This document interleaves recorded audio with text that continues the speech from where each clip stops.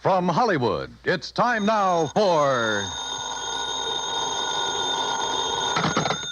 Johnny Dollar. Paul Kendrick, Johnny, over at Eastern Allied Casualty, remember? Oh, sure, Paul. How are you? Seen any good fights lately? Prize fights, that is?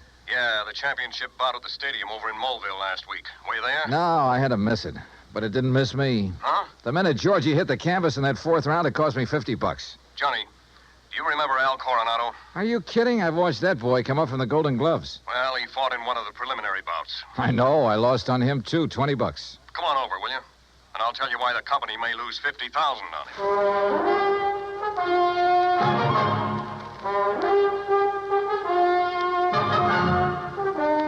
it. Bob Bailey in the exciting adventures of the man with the action-packed expense account. America's fabulous freelance insurance investigator. Yours truly, Johnny Dollar.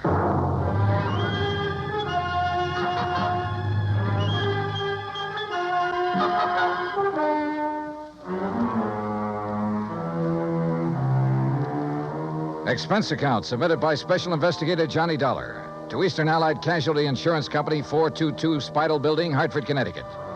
Following is an account of expenses incurred during my investigation of the Squared Circle matter. Expense account item 1, $1.10, cab from my apartment to the offices of Eastern Allied. When I got upstairs into his personal cubicle, I found Paul Kendrick pacing the floor. Sit down, Johnny. Have a drink if you want one. No, thanks. Hey, looks like you're the one who could use a drink. What are you worried about? Don't tell me you've been hitting the company till for big money to bet on the fights. Johnny, I'm worried about murder. Listen. I'm all ears. How long since you've seen Al Coronado fight? Oh, 6 months, a year, maybe. But before that, when he was working all the local arenas, you and I were present every time he put on the gloves. So? We knew him when he had reflexes quick enough to... Well, do you remember how he'd show off by picking a fly or mosquito out of the air, grabbing it between his fingers without even hurting it? Yeah, sure. He was no mental giant, not by a long shot, but he had the fastest eyes and hands I ever saw in a man. Right. But something has happened to him, something very wrong, and I think I know what it is. Listen. I'm listening. A few years ago, his manager, Ricky Malone, took out a $50,000 policy on him. Annuity. So what? A lot of managers take out policies on their boys. And then get him killed? Look, Al is fighting again tomorrow night in a small town outside of Joplin. Joplin? Missouri? A little place just across the state line. Johnny, I want you to be there. You mean as a sort of bodyguard? I want you to see the fight, that's all. See Al Coronado fight. Yeah, but this murder crack... I'm having a copy of the policy made, and you can pick it up at the Joplin post office. General delivery. Now, Paul... I know. I may be all wrong. This may only be a hunch, without a single legitimate reason for suspicion. That's why I took a whole week to think it over before calling you. That's why I want somebody who knows Al as well as you and I do to... Look, will you go down there and see him? Well, We'll pay the freight. Pad your expense account, anything you like. Oh, now that's an attractive But do offer. it, Johnny. Will you?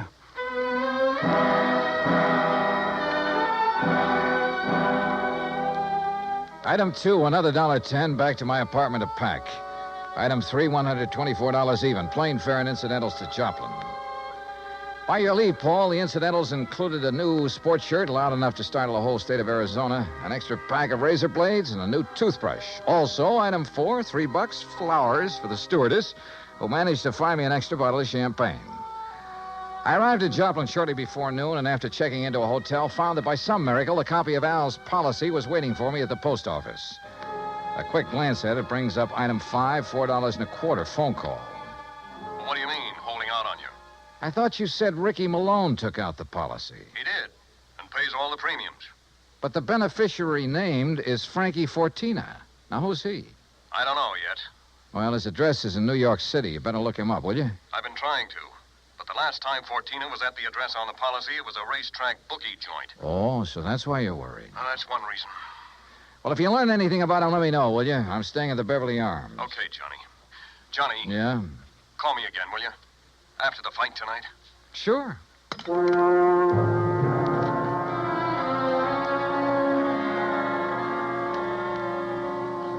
I was tired, so I had a big lunch. That's item 6. Went up to my room and slept.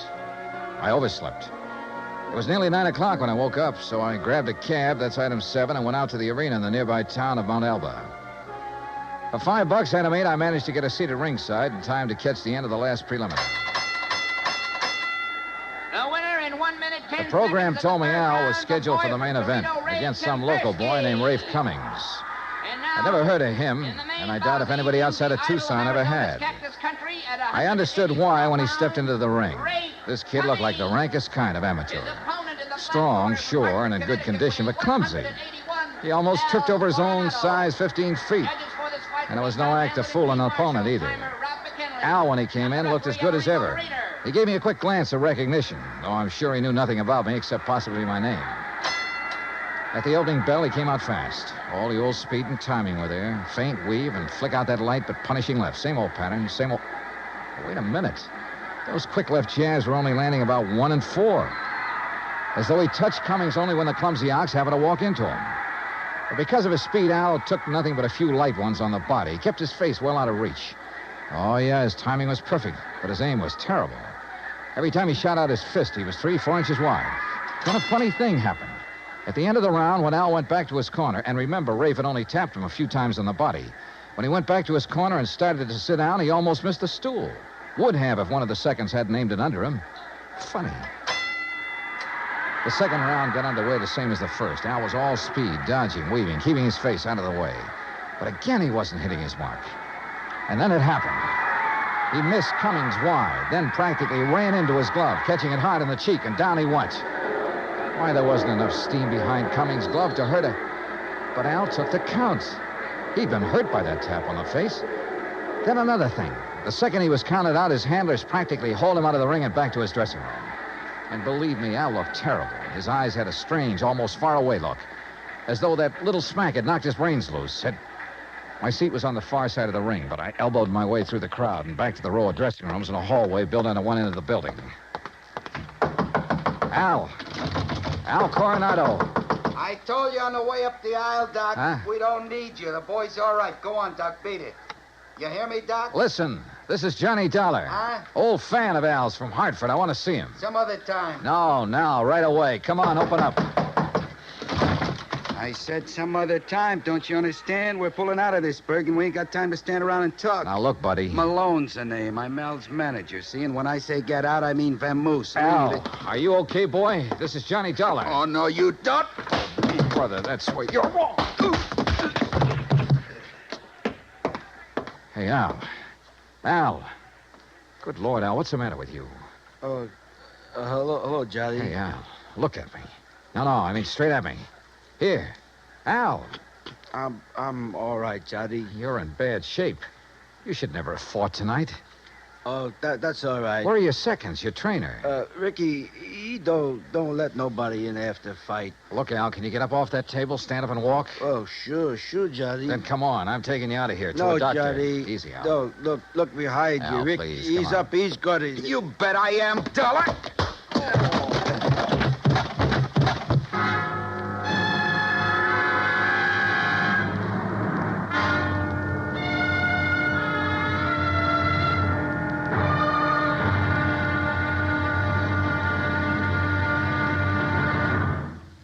Act two of yours truly, Johnny Dollar, in just a moment.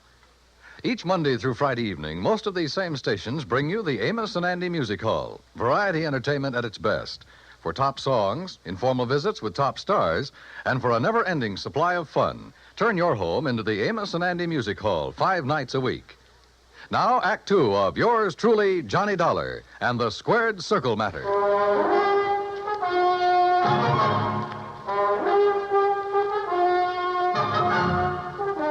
When I came to, the dressing room was dark and quiet.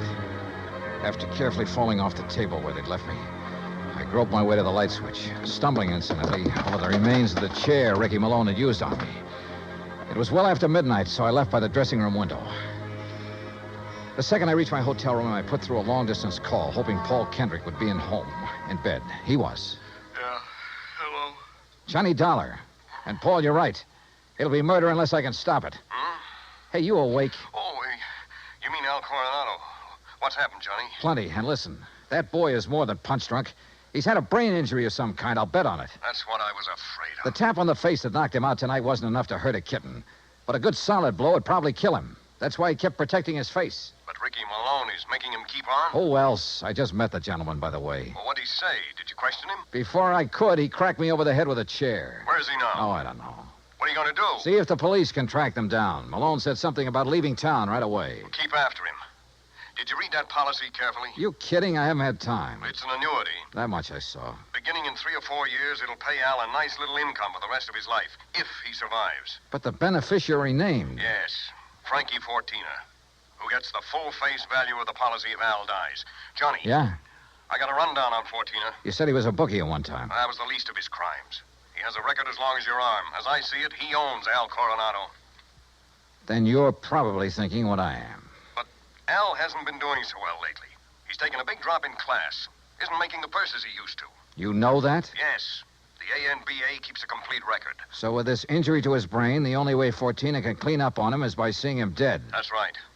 Well, what about medical examinations before these fights? Ricky Malone could bribe his own mother, especially in some of the towns where Al has been fighting lately. Yeah, that's possible, of course. Also, what you and I believe is wrong with Al is one of the hardest things in the world to detect. Yeah, I must admit he looked great when he entered the ring.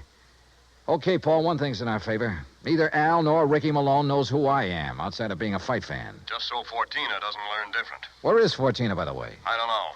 So, Johnny, whatever you do, be careful.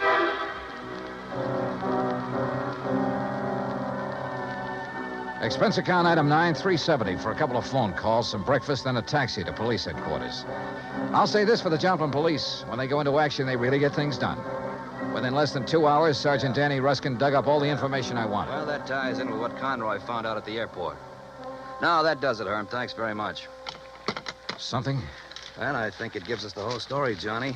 Al and his manager, Ricky Malone, checked out of their hotel, the Rayberry, at 1 o'clock this morning. Just the two of them? Right. There was no third party by the name of Fortina or anything else, just the two of them. They caught the 140 plane for Oklahoma City. Oh. And there they bought tickets routing them to Monterrey, Mexico. Mexico? How soon can I get a plane? Going down there, huh? I told you, I gotta save that guy's life. All right, look, in Monterrey, look up Sergeant Romelia Garcia, Main Homicide Division. You mention my name, he'll give you anything you want. Good. Now, what about that plane?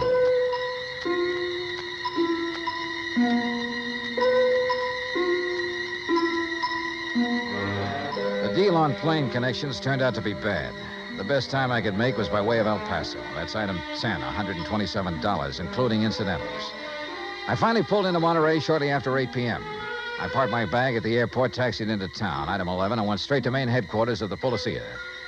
Sergeant Romelio Garcia was off duty. He'd gone to the fights. Item 12, $4 American for a fast taxi ride to the Plaza del Fisticuffs, or whatever they call it. There, for item 13, $5, I had the sergeant paged over the PA system. After 2 or 3 minutes, a short, stocky, important-looking figure in police uniform strode up to the door. Senor Johnny Dollar? Yeah, that's right, Sergeant. How are you? You Americanos. Now, what is so important I must leave the excellent fights to talk with you, huh?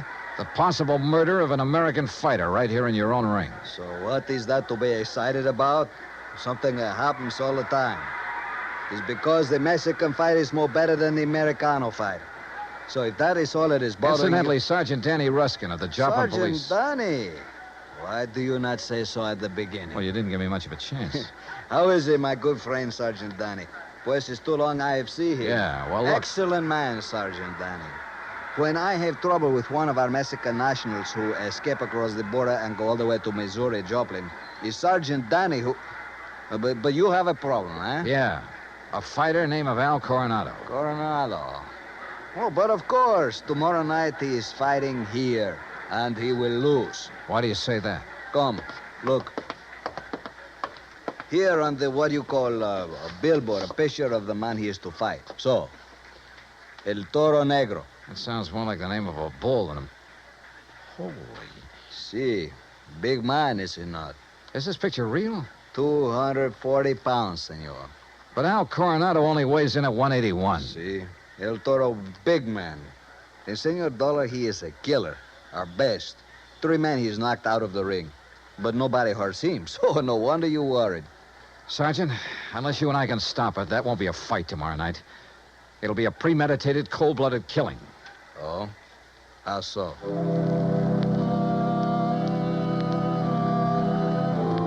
I showed Garcia my credentials, then told him what I knew and what I suspected. But Till we have proof of this, senor. To start what you call an international situation. You are not now in your own country, you know. Still, he agreed to cooperate. First thing, of course, was to locate Al and his manager. In this city of nearly 200,000, that could be pretty rough. But he said he'd try. He drove me by the airport to pick up my bag, then to a hotel. And there, as the bellhop unlocked the door of my room, I got a real break. The next door down the hall opened. Hey, kid, how'd you like to bring me up a glass of warm milk, huh? Al Coronado. Huh? Oh, hi. Here, boy. Just put in my bags inside and leave the door open. Gracias, senor. Hey, Al, are you alone? Oh, sure. Hey, you're Johnny, ain't you? Yeah, that's right, Johnny, and I want to talk to you. I used to see your rig side all the time up in Hartford, huh? You saw me in Joplin, too. Only you don't remember. Where's Ricky Malone, your manager? Oh, he said he had to go meet somebody. He's always going out. Look, Al, I'm an insurance investigator. Oh, I got some insurance. Yeah.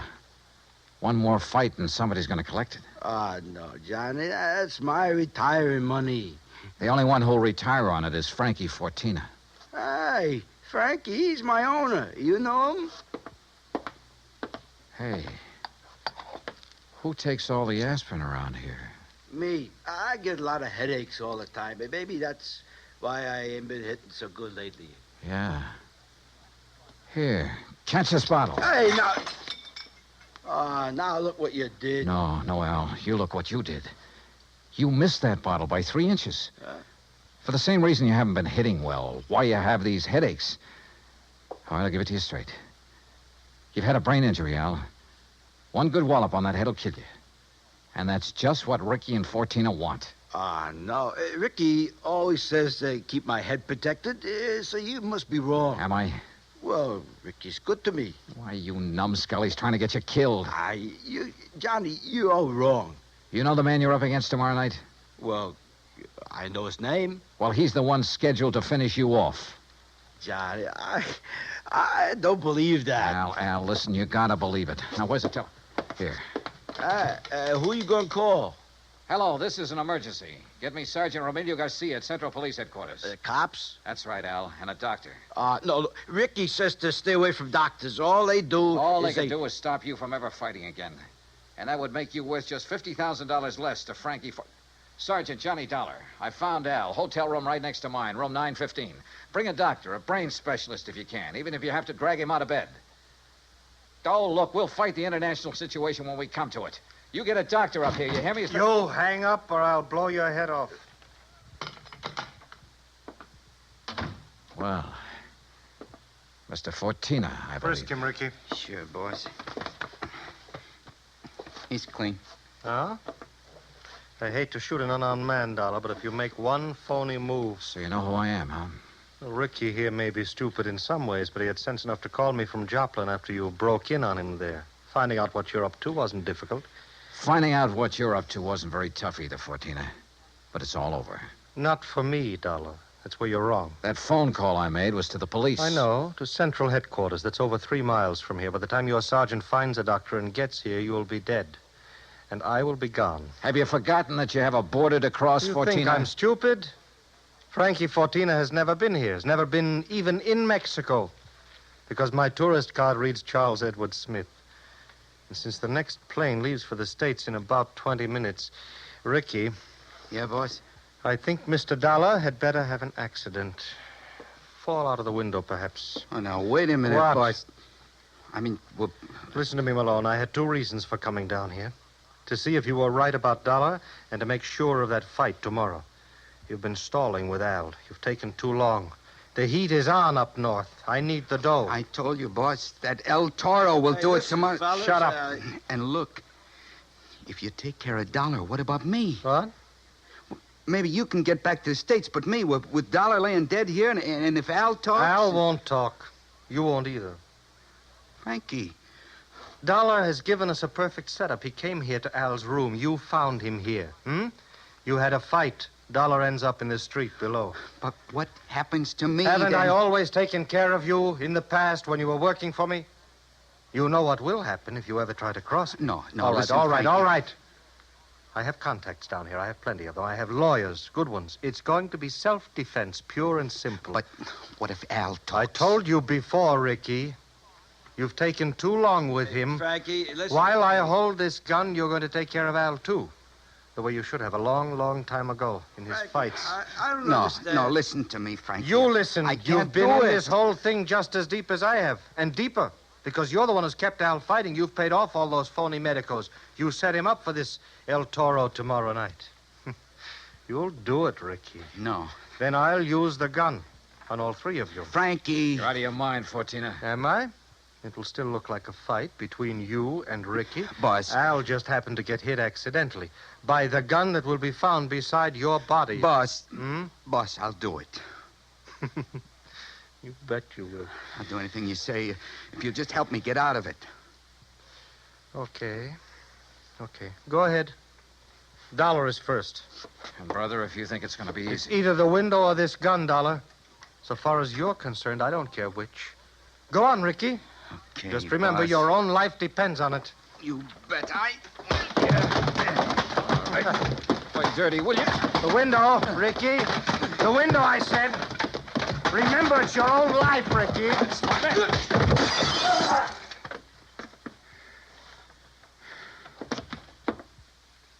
All right, Fortina.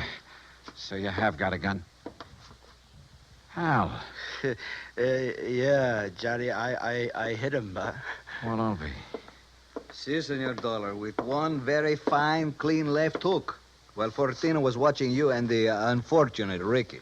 Yeah. You got here a little late, Garcia. You see, but tell me, Senor, what makes you think this Al Coronado has lost his punch?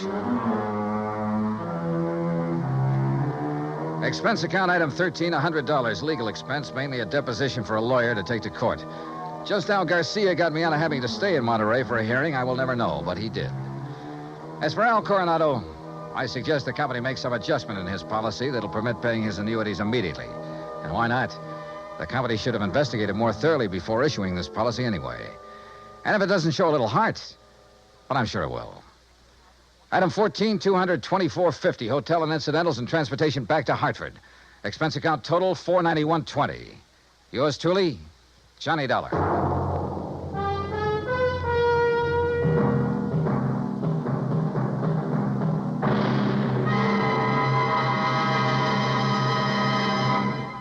Now, here is our star to tell you about next week's story. Next week, a fast trip to the West Coast to an impossible case involving an impossible man.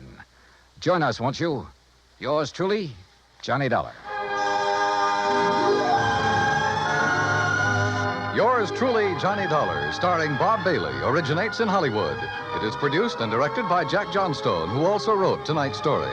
Heard in our cast were Harry Bartell, Herb Ellis, Victor Perrin, Jack Crucian, Les Tremaine, and Lawrence Dobkin. Musical supervision is by Amerigo Marino. Be sure to join us next week, same time and station, for another exciting story of yours truly, Johnny Dollar. Stay tuned for 5 minutes of CBS News, to be followed over most of these same stations by the FBI in Peace and War. Dan Cubberly speaking.